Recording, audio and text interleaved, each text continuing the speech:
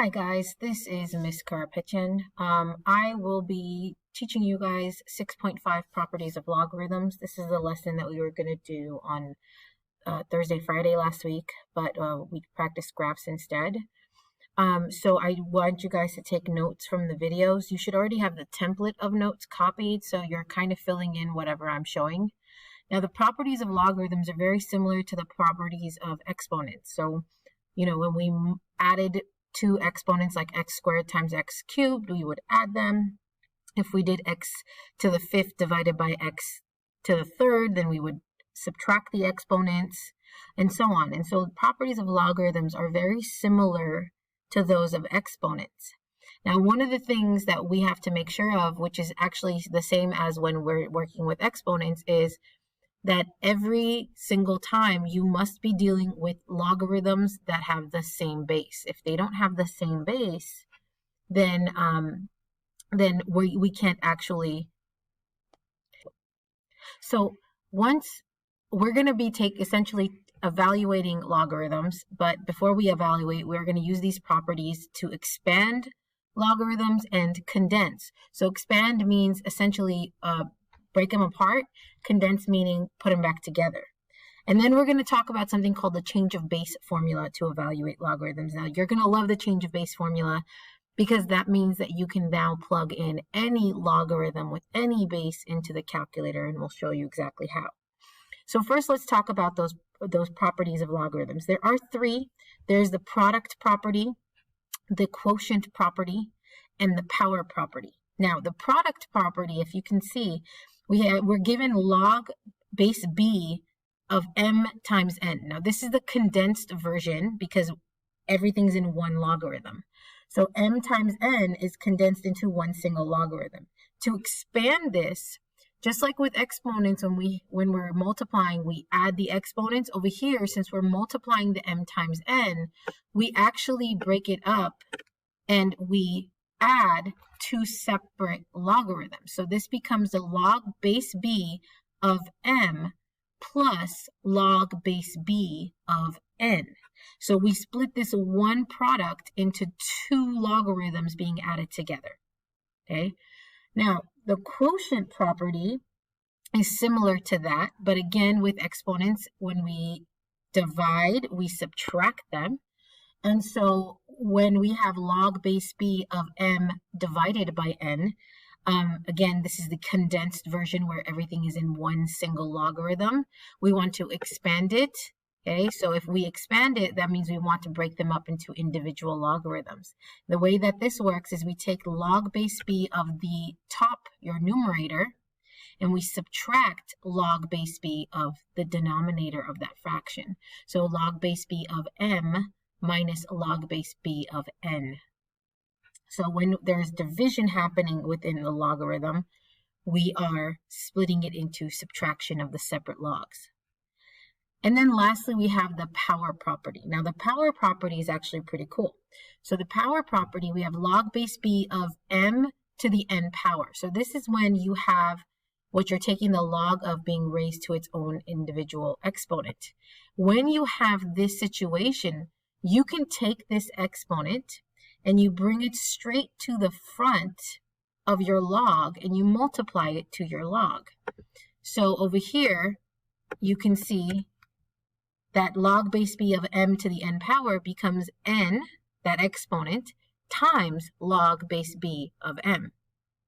Okay, so these are the three properties. When you're multiplying inside the log, you can split it into the sum of two logs. When you're dividing, you can split it into the difference of two logs.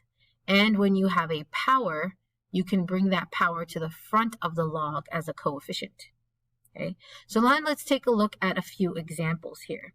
Okay, so if we take a look at these examples, we want to expand the given terms, okay, so that we can actually separate them and use the values of the logs that were given. So if we read these directions, it says use the log base 2 of 3, which is approximately 1.585, and log base 2 of 7, which is approximately 2.807, to evaluate each log. So when we are given approximate values like this, our goal is to take our problem and split it into log base 2 of 3 and log base 2 of 7. So we're looking for this 7 and this 3 in terms of what we're seeing the log base 2 of here. So if we take a look at this guy, I have log base 2 of 3 over 7. Well, obviously I'm dividing there. So I'm going to use my quotient property from up here that tells me that I can actually split this into log base, my base of the numerator minus log base of the denominator. So I can split this into two separate logs. So I get log base 2 of 3, the numerator, minus log base 2 of 7. Well, I'm given what log base 2 of 3 is. It's 1.585. I'm also given what log base 2 of 7 is. It's 2.807. So once I have them separated, I can actually substitute in what they're equal to.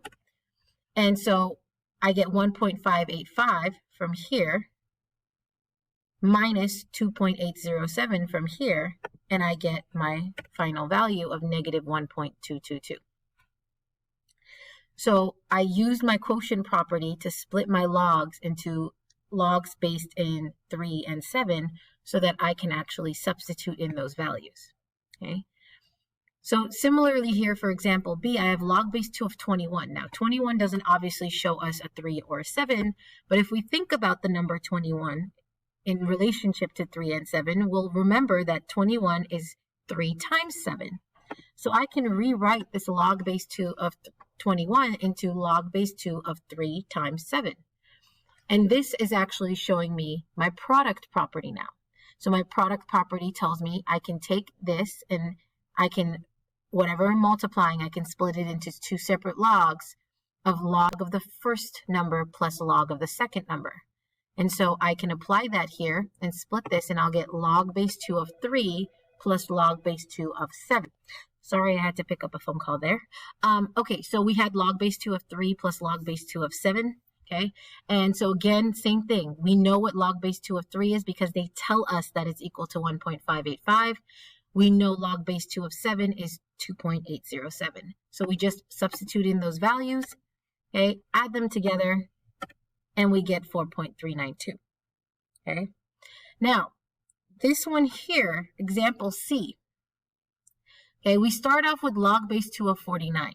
Now, as you can tell, I have a branching because you can actually approach this two separate ways.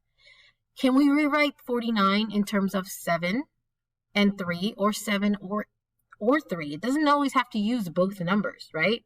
So a lot of us might be thinking, well, yeah, duh, Miss K, 49 is 7 squared. Okay, well, if it's 7 squared, then I can use my product property. Well, the product property, if I have log, or not product property, I'm sorry, the power property.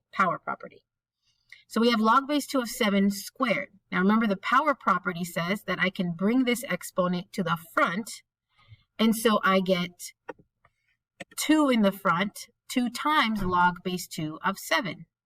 Well, log base 2 of 7 is 2 times 2.807. Okay. Maybe you didn't realize that 49, or you didn't write it like 7 squared. Maybe you wrote it as log base 2 of 7 times 7, which is also fine. So if you saw that it was 7 times 7 and you wrote it like this, here you can use the product property and split it into addition. So you would have log base 2 of 7 plus log base 2 of 7, which when you substitute in the value would be 2.807 plus 2.807. Again, getting that from right up here in the directions, okay? Which in both cases, 2 times the same quantity or the same quantity added twice gets you the same value of 5.614, okay? If you need to re-listen to this part, I suggest pausing, going back, and maybe re-listening to the examples, okay? But then I do also want you to try the U-tries on your own, okay? Pause it here so that you can actually give yourself time to try these. And when you hit play, okay, so now that you've actually tried these on your own, I want you to check your answers against mine. And if you have any questions, make sure you jot them down, okay? So this is us evaluating using the properties of logarithms, okay? Now let's talk about expanding or condensing. Now expanding is using the same idea of the properties, except now we are just rewriting it. We're not solving anything. We're just spreading things out or putting things back together. So if I say expand, that means I want everything written out separately. I want everything, like I want multiple logarithms together. So what we need to look at when we take a look at this, we have ln of 5x to the 7th power over y. Okay, so we have 5x to the 7th power over y. Okay, now we need to recognize what we see here as far as properties go. First things first, you should see that there's division going on. So you're going to have to subtract something. Second thing, look up here. You have 5x to the 7th. Well, this is 5 times x to the 7th. So you have a product property going on. And then you have x to the 7th. That's an exponent. So now you have the power property going on. Okay. So the first thing you want to do, since this whole thing is over y, is you want to split it by the quotient property. So you want to actually take your numerator and your denominator and split them up. And so remember that we subtract that. So we will get ln 5x to the 7th, my numerator, minus ln of y, my denominator. Okay. Use the same exact quotient property as before, guys. We're just taking our numerator, subtracting with the denominator. Once this is all by itself, ln of y, there's nothing else with y. Now I want to focus on this guy here, okay? This guy here, 5 is multiplying to x to the 7th. 7th does not apply to the 5 as well. So I want to split the 5 and the x to the 7th before I can deal with that power. Well, they're multiplying, so I can add 2 separate logarithms here. So that first logarithm now becomes ln of 5 plus ln of x to the 7th, and then I have my minus ln of y, so that's still tagging along. Okay, the 5, no exponents, nothing else with it, we're done with that guy. The y, no exponents, nothing else with it, we're done with that guy. But ln of x to the 7th now, that's a power. So I'm just going to grab that power and bring it right in front of that ln of x. Okay, that means I have expanded now. So my final expansion is ln of 5 plus 7 times ln of x minus ln of y. Okay, take a second and re-listen to that if you need to. But again, we're using the same properties as above. Okay, but we're now just expanding. We're rewriting everything. Notice every single thing has only one thing that's going with it. Every single log has one thing happening to it. It's not a condensed like here. When you're ready, go ahead and try the expansion here. Pause it so that you can actually try it out on your own. Okay, so now that you're back, okay, check your answer. If you have questions, make sure that you're asking the substitute. Miss Mary will be here, and Mr. Krug is obviously well trained in math as well. All right, now condensing. Okay, condensing is literally going backwards. Okay, if you'll notice, this is literally what we ended with in expanding. Now we're going backwards, and we want to get to what we started up here, where everything is in one single log. Okay, just like we did the power last here, we want to make sure we take care of the powers first here. So if we take a look, we have log 9 plus 3 log 2 minus log 3.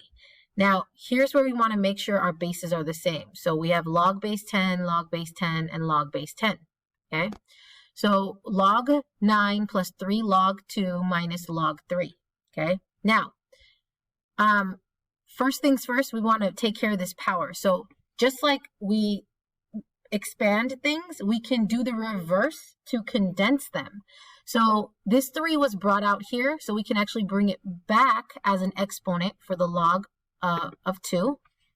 And so we get log of 9 plus log of 2 to the 3rd power now, minus log of 3. Notice I'm taking this step by step.